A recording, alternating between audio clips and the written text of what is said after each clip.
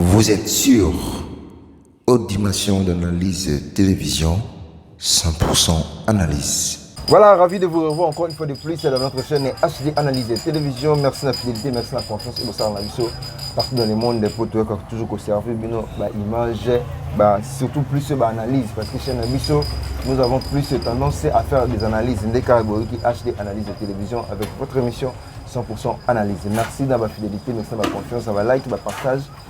Vous avez la chaîne Nabiso et vous avez la Kenon, et vous avez soutenir Biso en distance. Voilà, merci na tout au la chaîne Biso HD Analyse Télévision. Là, je vois Maman Yvonne, je vois Lydia Claude, je vois Loris et je vois Corinne. Surtout que Corinne, normalement, on a commenté en noté. Corinne, normalement, on a commenté en noté. Loris, normalement, on a commenté en noté. Vous commentez et vous avez la Biso bien. Pourquoi pas aussi à celui qu'on appelle Marco, c'est moi là. Aigle jaune et le jaune et pourquoi pas aussi à maman double mère double depuis France maman Mirador avec l'espoir fait vivre le vie. On est toujours là, toujours dans le cadre de l'émission 100% analyse et je n'oublie pas Papa Jean-Jacques Mayoulou. Un clin d'œil à toi, la coordonnatrice spéciale Janice Yamba la maman d'Abigail ainsi que la maman de Jaël. Merci toujours dans le cadre de l'idéologie, dans le cadre de l'émission 100% analyse. Idéologie Zakamoko, que dit la Bible. On est encore là toujours avec le prophète Ephata. Tout le monde a analyse sur les réalités. Comme la pasteur Nabiso, toujours battu la pasteur Balinini, Bazo Lukanini, côté au pasteur a trébuché, côté au pasteur a commis sa musicien na cher, toujours battu tout qui nous a. La salle qui analyse sur les propos du pasteur Marcelo, j'espère que Bandeko. Na analyse ça selon mutu na mutu ngai na lobaki oyo ezaki analyse on na salaki le lobe tozana prophète efa ba yepa ko loba oyo analyse oyo asali na makambo oyo pasteur Marcelo lobaki ainsi que na makambo oyo pasteur na biso alobaki pona makambo talif pali ebité tozokende wapi évangile ebungi na église évangile ici na kati église to nini. De l'autre côté, peut-être que nous sommes en train de faire tout à la paix. Moko ya biso ba pasteur do tsaka miso na musika. Yoka ki ba nungu ningana ki pasteur ba tsaka maboko na bazuzi pe na ba leta ya mikili ya poto to éviter entre guillemets pasteur Adamé Mbongo il y a contribution mais ils ont toujours analysé to comme ka ko salongo elongo na prophète Ephata que j'ai dit déjà bonjour prophète. Bonjour papa Gaël. Nzambe alola pambola yo, pambola calma bande konyoso. Parce que nous avons HD télévision, qu'on a pambola bino de part et d'autre, corps du Christ Mobumba, surtout Bandeko se réveille encore en esprit. Les lois en Zambé, l'obéis en Zambé, les kebam koliweyaka, les bakate, c'est important, personne n'est pas le maître de son propre souffle de vie. Il y a un maître qui retient notre souffle, qui est responsable de tout ce que nous faisons. Alors sur ces, il y a des choses par lesquelles qui arrivent des fois, dans des moments où on a quatre églises, on a quatre corps du Christ. Et ça n'a pas de où bazoé batté babana marondeni, ils ont pas de bazoé batté basambela to basambela té parce que na jume mena ba peine papa to kende wapi to komi wapi. Est-ce que église et bongi mission nango to ba pasteur nde ba bongi mission ya église. Alors sur ces, ça fait très mal ya koyoka ba makambo o même na ba to beti ma baku tout ya basala nzambe ba prophète ba évangéliste ba apôtre ba docteur Bible zulu bana biso na Matthieu chapitre 24 le verset 23 au 24 verset ils ne verront parmi vous des faux prophètes, des faux docteurs. Ils viennent avec la séduction. Beaucoup ba olanda bango pour la séduction na bango wana parce que bala kisi bilamba, bala kisi mbongo, ou le bala ça évangile mission okolo apesi biso na Matthieu chapitre 28 verset 19. Alors allez et faites de toutes les nations mes disciples. Alors dit allez faire de toutes les nations ba ça paye. Alors dit allez faire de toutes les nations ba escroquerie. Alors dit allez faire de toutes les nations miyebi. Non. Allez et faites les nations, mes disciples.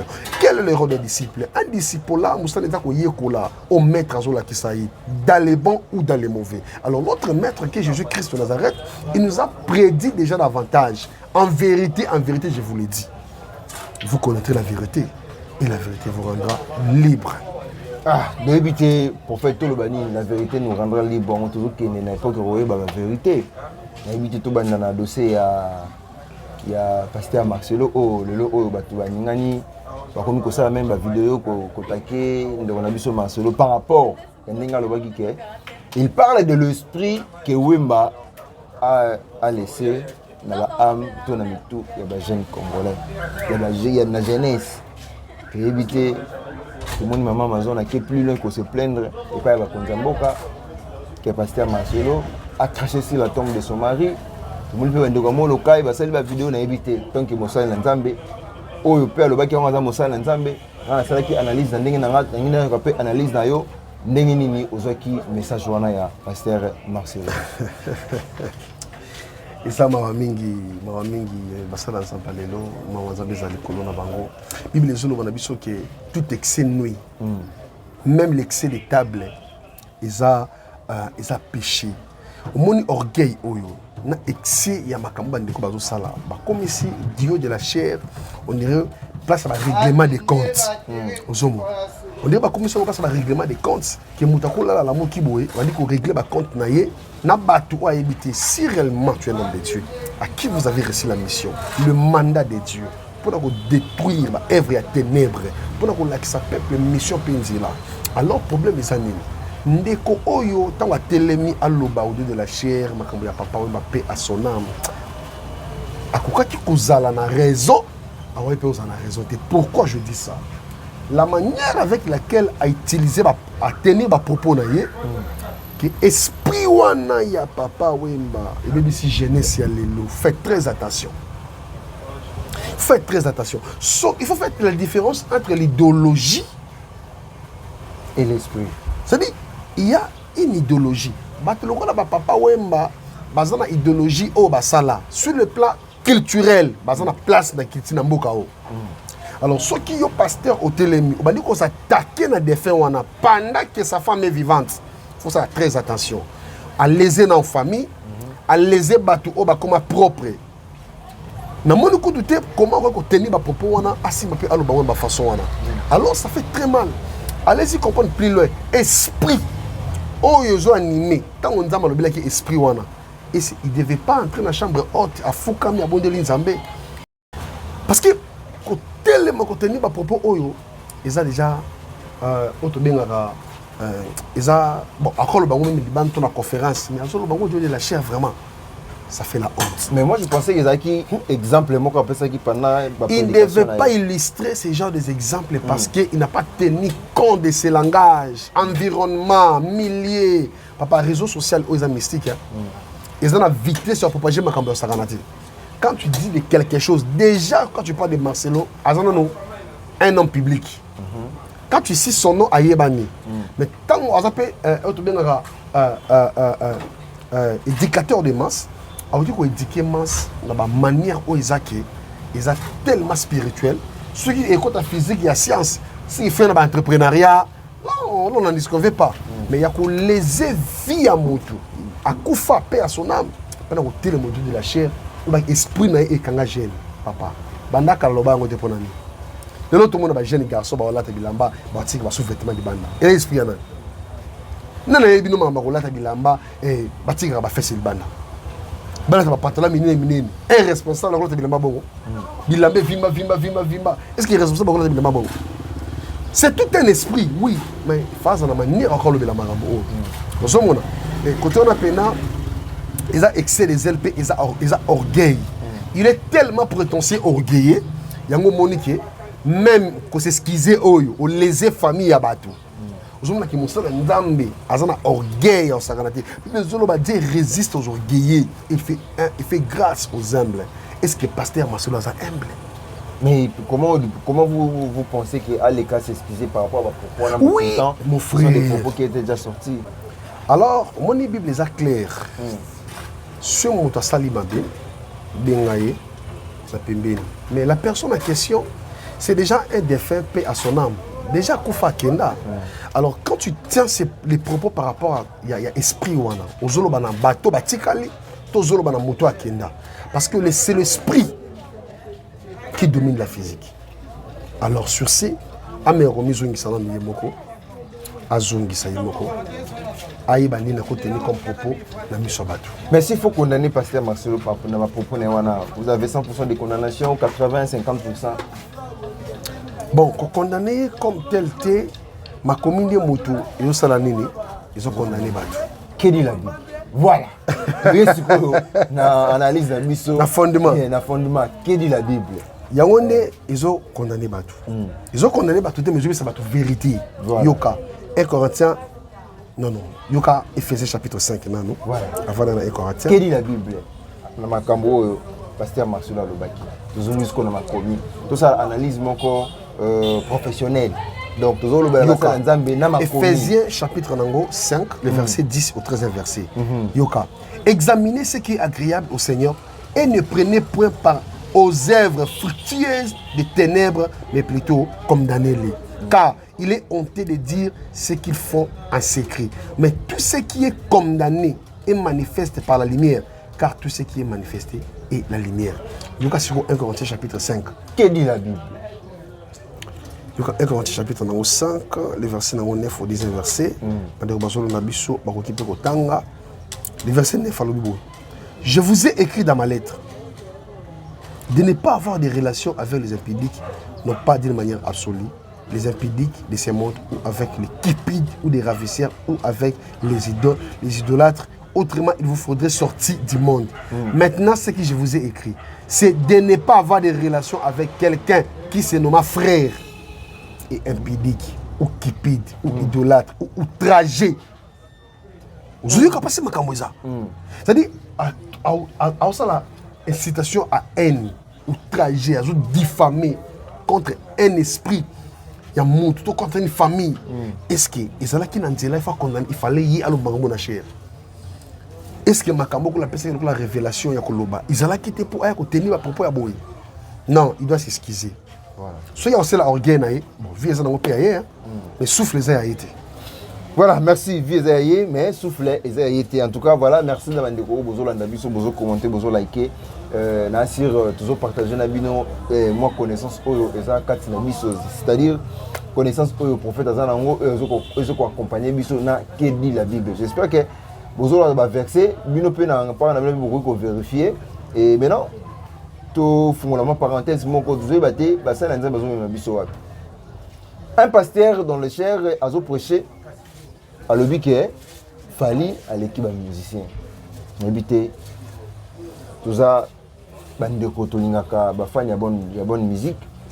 Ba pasteur peut balanda la musique profane to yebi. Est-ce que c'est bien bon na cher pasteur a reconnu ça musicien profane devant les fidèles de l'église?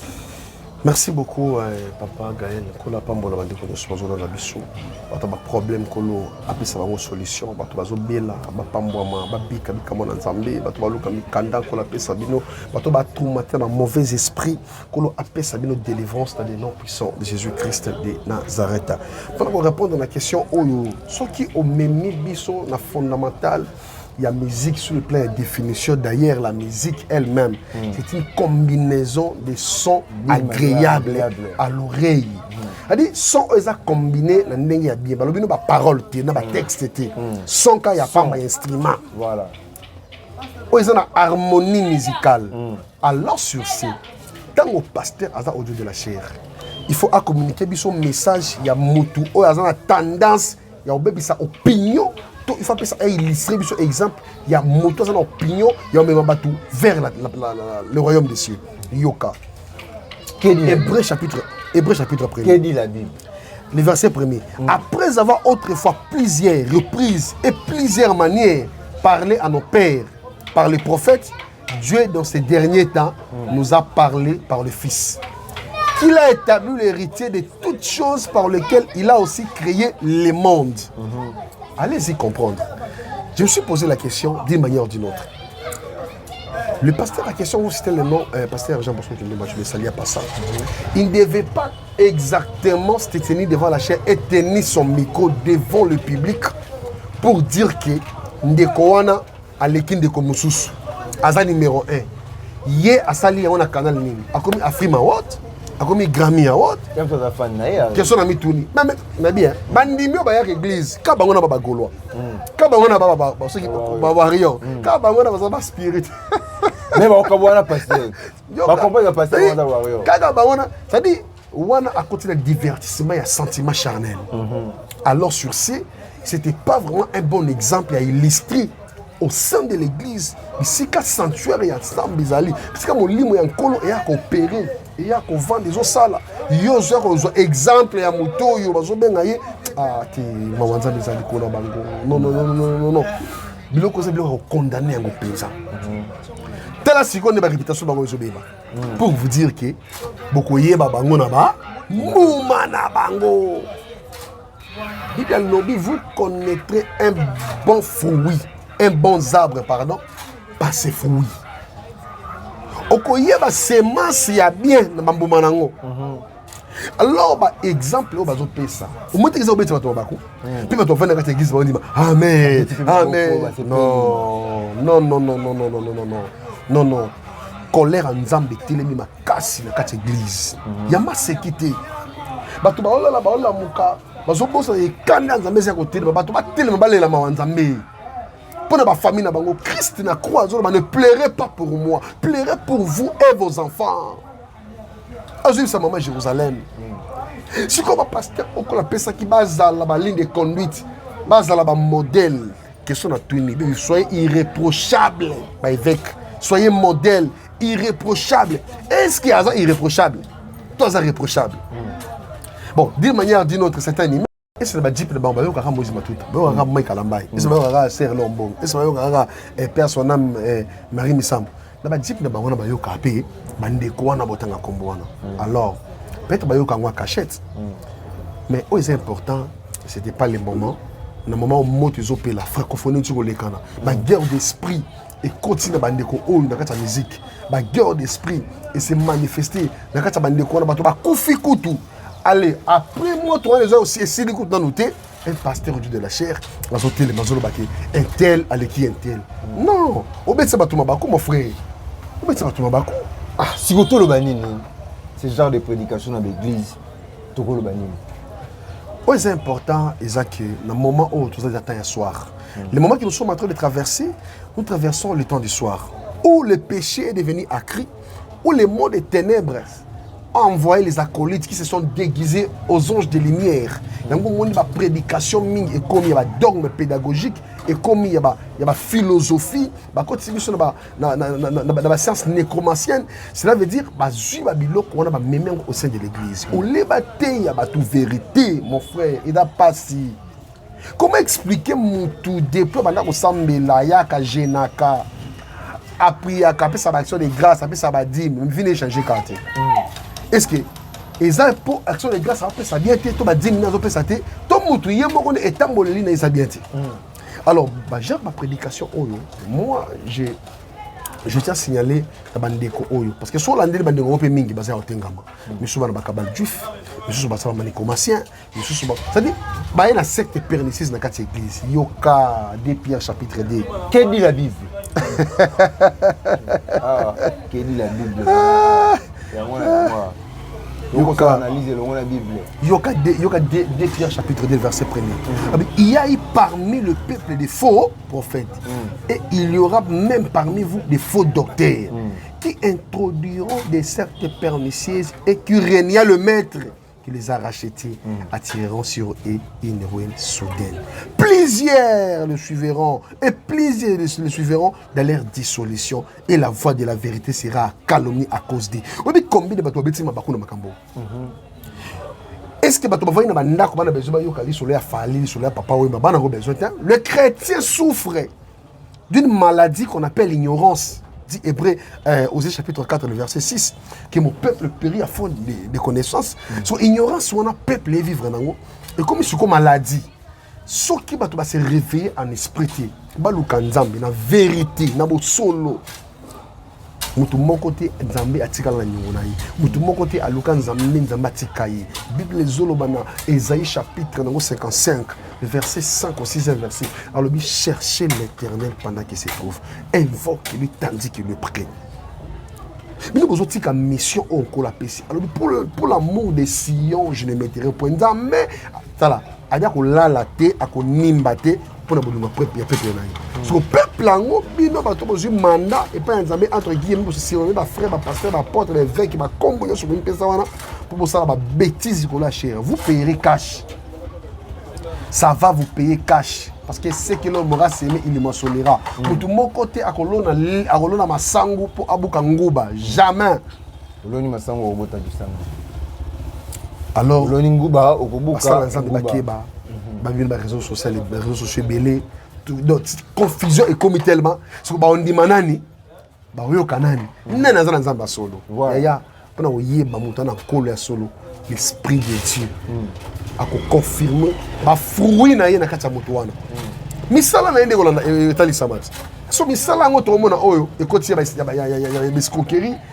Misala ngo to mona oyo ekoti ya vol, misala ngo to mona kati ya église, ya lokuta. Tala.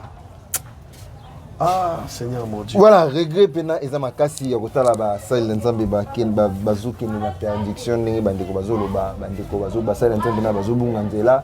Mais oyo to ko retenir eza kaka ke non ndeko yeba na mutu na oke église ya solo eza motema na yo. Atoki na église ozo sambela kozala fanya église te kozala fanya pasteur te mais alaka ka fanya nzambe na yo. Sambela nzambe na motema mubimba. Pasteur azala warrior azala gaulois yo sambela kaka nzambe na yo.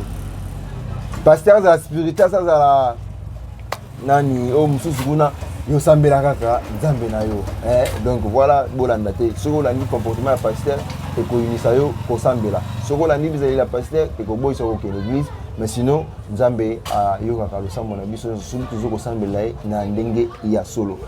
Parce prophète Efrata lelo oyo so na bina tuna na mutu oyo yembeli un humain na pasteur oyo yembeli un humain pour kabila mbongo na pasteur oyo yibi mbongo yo ozwa nani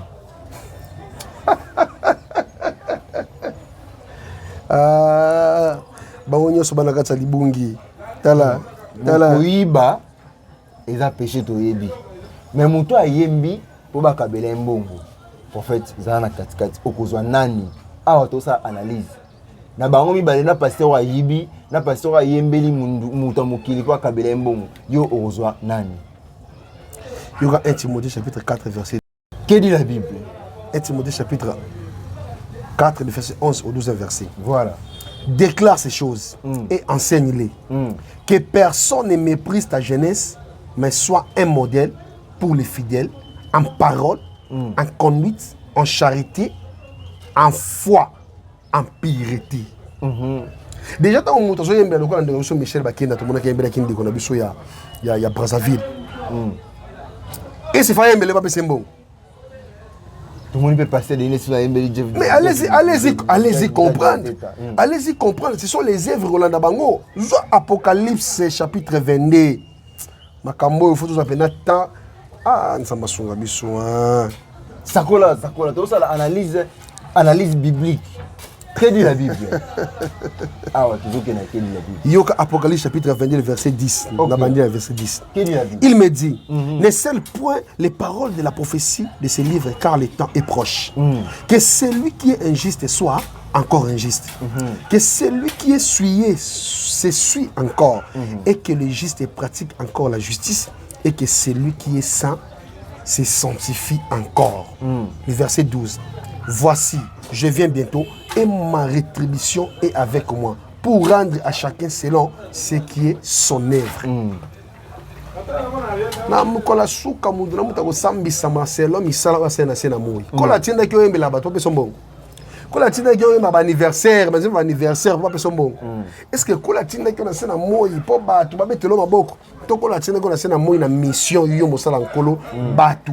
Bakangwa babika batatu la bonne nzambe. Eh je bossa ni parce que kola tinda ki ona se moi pour yiba mbongo. Est-ce que nzambe tinda ki ba kopela se na moi pour escroquer bato? Talande to sur internet na confirmer yango te. Sali dans la dit tous les abakouk pardon. Dans la dit tous les abakouk escroquerie na ki moyi beza des choses. Papa ba so bazana libulu moko. Escroquerie bo escroquer mutu. Amuta yibi mbongo. Mais ça péché. Tanga Jean chapitre 10 verset 10. Est-ce que tout ce chapitre il y a pasteur na biso Charles ba meko que je sali. Tout moni ba zuzi to ba mbele ya mikili ya poto ba tshema boko na ki moyi oyo ba lobi il y a 35 millions de dollars. Analyse ni yosali par rapport à l'arrestation de notre Charles ba meko. En tout cas, merci beaucoup Papa Gaël Nzambe apambola ba bako kenyonso ya mondati besoin de prophète Efrata. Je pense que c'est un problème qui est arrivé, mais je n'ai pas de preuves là-dessus pour confirmer que Mbongo, toi, ce qui Mbongo Yabatu, moi je n'ai pas confirmé ça. Mais sur la toile, tout le monde même n'a pas d'informations, tout le monde n'a réseaux sociaux karaté, mais n'a pas TV même il y a France. Tout lundi, il y a ok, bah scellé, bah bilo qu'on a yé, bah tirer la garde à vue. Bon, je pense qu'il y a une enquête au bazo mené nano parce qu'ils n'ont pas tranché en côté. Mais bah scellé, bah bilo qu'on a yé, pourquoi?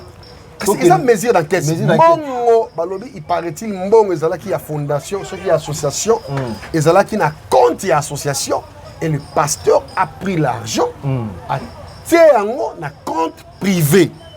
Voilà ce qu'on a un compte privé. Et là qui selon négociation, on sait qu'il y a une église. C'est ça maintenant la question de se poser. Comment bah fondier parce que Mundele peut amener ba quête. Au Mundele la zobati. Mundele a amené ba quête à monde ba preuve tangible. Il a retrouvé de l'argent, une somme d'argent dans telle place c'est là qui mais ba longoli ango ba tiens on a telle place mais faisait la justifiable quand même. Voilà. Dans cette église, il y a ce qu'on appelle l'administration. L'organisation, les pasteurs, ça, nous sommes côté quand même. Bateau, dans le département de finance, ils savent tout ce qui s'est passé au niveau de la banque. Est-ce que nous avons surveillé c'est ça la transaction. Nous avons surveillé la banque, c'est quoi est-ce que tout ça là, réfléchissons-nous ensemble. Tout le but est que Papa Charles Bameko Bostra, Aza, Moyibitu, Aïdi Mbongo Yabatou. Moi, je n'ai pas confirmé ça. Parce que je n'ai pas de précision. On n'a pas confirmé, on n'a pas aussi. On a l'analyse par rapport à Otomoni, la toile. Voilà. Effectivement, pas tout le monde va soldat bakangi. Tout le monde va sceller bilo comme sousou. Cela veut dire que baza na mesure d'enquête. Qu'il fasse les enquêtes, n'est pas réellement ceux qui étaient à solo to étaient à l'okuta. Mais na ko senga la bande ko mingi o baza ba baku ki nyonso. Bobonde la makasi pour ne pas Charles Bameko. En tout cas, c'est un combat. Moi, je parle en tant qu'un homme de Dieu. Basala nzambe bazana bitumbe belé. Faut sambela pona yi. Faut sambela bébé basala nzambe ba bonginzela. Faut sambela bébé basala nzambe o bazoye bake. Bako banda ba okende wapi o ba manaki na nzambe batiki pe nzambe. En tout cas, faut que ça bango na mabondeli. Mawa nzambe ezali ko na bango. Voilà, tu vois on a mabondeli mawa nzambe ezali ko na bango. Mais siko to kindeka na kati ya lisolongo ya pasteur na biso Bostra. Lelo oyo ndenge DJ Ningani esango tambo déjà que no lisolo ya 35 millions de dollars wana oke ba moi na compte privé na ye ezaki na compte moko oyo ba chaki pour na likambo etali caisse moko pour na association moko quelconque mais ye du fait déjà kozwa ngo ko déplacer yango faki ezala d'une manière justifiable soki komi ke bato bakende kofunda ke mbongo ezalaki wa elongo elo seke banégociaki na bato te est-ce que quelque part tokomona te ke no mwa magui to mwa femo eza na kati wana. Alors c'est ce que nous expliqué à Wake façon geste au salami ce qui est salama qui dit de manière légale. Je pense pas que Mundele a cause makambo oyo a de ça na toile. Donc c'est ça d'une manière illégale. Ce qui est salami d'une manière inégale pour peser mes mots. Yango moni ke bazo mener enquête Mundele a tranché ngambala moko peine à moutouté. Il faut qu'il y ait des preuves, il faut qu'il y ait l'attendement, il faut pas bien moutou ba tendre sur PV ba yoka ye mama koloba soki aza innocent na makambo oyo mais son Dieu doit le justifier. Soki aza innocent et que batu bazo na sima makambo ba salut peut-être comme bonaye Dieu va le justifier. Mais soki aza innocent na makambo oyo ça va rendre libre. Voilà. Alors sur ces même on a il y a administration sur le plan scientifique. Ce qui est dans le département, il y a finance. Basé dans les documents. Comment est-il arrivé-il possible que Babi Misaba bulletin de paye, Babi Misaba prévoit une transaction ya mbongo, basé on met en toile. Tout ce qui est dans l'embêtant, bazouzi basala misana bango bato bayekoli misala ya magistrature. Bata la baeba, to yeba siko que na taille makamoni ekoyela est-ce que bako trancher yango to bako trancher yango te. Voilà. Prophète, lelo oyo pensez-vous que dans l'église na biso actuelle to na l'église na biso ya ba pasteur na biso o baza noir to ba africain est-ce que pensez-vous que gestion ya finance est-ce que batiki la ngo to ba gérer ngo bango moko. Vous savez, c'est déjà un problème de mentalité. C'est déjà aussi un problème de l'ignorance. Parce qu'avec l'homme noir, il y a un problème d'égoïsme. L'homme noir veut se comparer avec toutes choses. Quand tu veux te comparer avec toutes choses, il y a un monde qui est Mundele, sur le plan scientifique, à généraliste. Il faut que tu sois précis à un domaine quelconque. Vous voyez que au sala et l'autre comme un tel, il y a un monde où c'est la paix moussala. Ce qui n'a qu'à l'église, na trésor, ils ont comme un problème, c'est parce que l'organisation est zati. Dans le département, on a dit que financier azali, mais tout passe par le pasteur lui-même. Même si tu vas dans le département, quand grandit sur la salle, il n'y a pas de moko. C'est lui qui décide. C'est lui qui donne les instructions.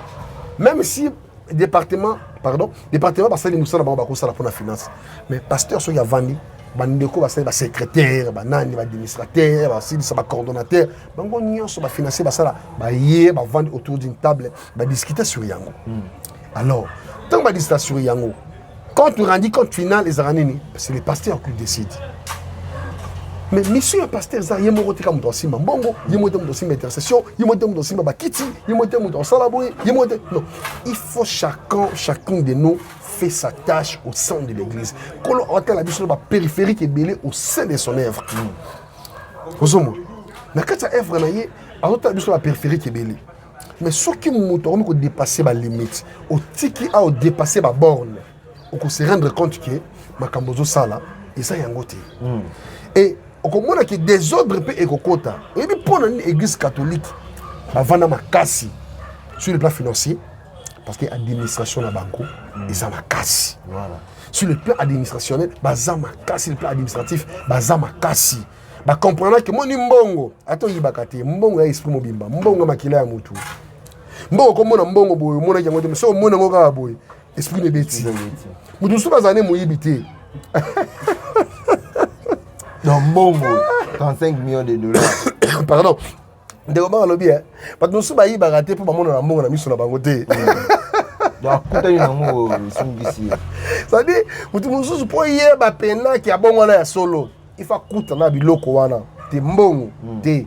Nzambe ko tazo ba makomune na Agé chapitre 8, dès le verset 8 pardon.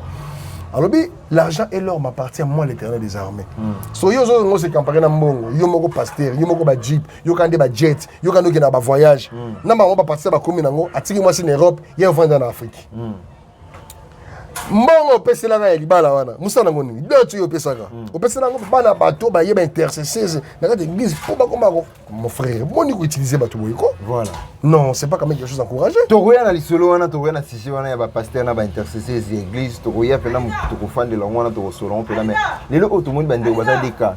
Ba bakuki ya les abakuki oyo bazolela mawa nzambe likolo ya pasteur Bameko.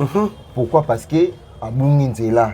Mbongo esumikisi kandi utoba no mutu amona mbongo zemetanga moni mbongo leje bele mbongo esumikisi ezabela bande comme susu bazolela mawa nzambe likolo ya pasteur Bameko juste ça la keno makamwana eza ya lokuta yo za na anglais nini to kokolo banini. En fait, moi je suis pas question dans anglais 1 ou anglais 2, moi je suis là pour la vérité. Vous savez, vérité à tabobombi en ngenene et ko finir quand on triompher. C'est-à-dire ne comment lobby vérité à te yena ngona le kuta te matina ngwa sincère. Vérité n'est pas malé un jour il faut finir quand il alors si pour ya makambo oyo moi elo na yebisa bande koza ke bato balongola ki fanatisme bato balongola sentiment sentiment charnel bato balongola sentiment ya âme batika na kati ya vérité batika na véridique. Le mal avec les Congolais bato balingi vérité te so ko lobi vérité so ya kabela comme 500 mois 200 a commission muto salela. Sur le vérité, il y a des fanatiques, il y a Moutouana. Donc, il y a combien d'ennemis na ye. Papa, après tout, il y a Moutouté. C'est que, babonde la pona bandeko oyo. En tout cas, batoba sangana, babonde la pona pasteur Charles Bameko. Aza wa de l'Éternel, aza moutako bunga penzela. Voilà. Mais oh, c'est important, c'est que batoba sangana, babonde la pona ye. Ici c'est ça la musala nango. Alors, ce que ça que ça nango ya lokuta. Tokomona yango kaka soki pesa ya solo tokomona yango kaka voilà c'est important bandeko balandi biso na mama oyo babetsama libakute en tout cas kota na ndaku na téléphone biso kozali bondela pona basala nzambe bao bazobunga nzela bao bazosalir bango soki eza indépendamment ya volonté ya nzambe mama nzambe ezali likolo na bango il faut kobondela pona bango mama nzambe ezali likolo na bango voilà kobondela pona bango mama nzambe ezali likolo na bango kedi la bible ezalaki bongo émission aux équipes vont présenter par exemple le promis la casque de la presse congolaise et les colons sous le patron de la HD analyse télévision à place aux alliés sur le ma passi cliquez kaka na cloche ya notification pour avoir la notification il y a l'émission na biso tango ezokota kimia nzambe ezala mabota na bino tokomi na suka ya émission na biso pasteur prophète Fata mot de la fin par rapport à l'analyse na biso ya mokolo malelo na tombolika maboko na bondeli mpona bandeko nyonso baza na bahôpital loboko na nzambe amokosi ete mpona koma bisika bozali accorde bino guérison bandeko bana mpona mikanda kolapesa bino bino bana baproblème etumisa bino ya santé ya baesprit baloi bacoutume ancestrale na bondeli nzambe aperce mitema mpona vie na bino na nom de Jésus-Christ que la faveur de Dieu soit accompagné. Yo ko sama ki telema pour mabele continue nzela parce que dans nos comités nzela ezana na molai ba batikali na sakoli pe na biso bandeko ki ba bongola mitema car Jésus-Christ revient bientôt. Voilà, merci.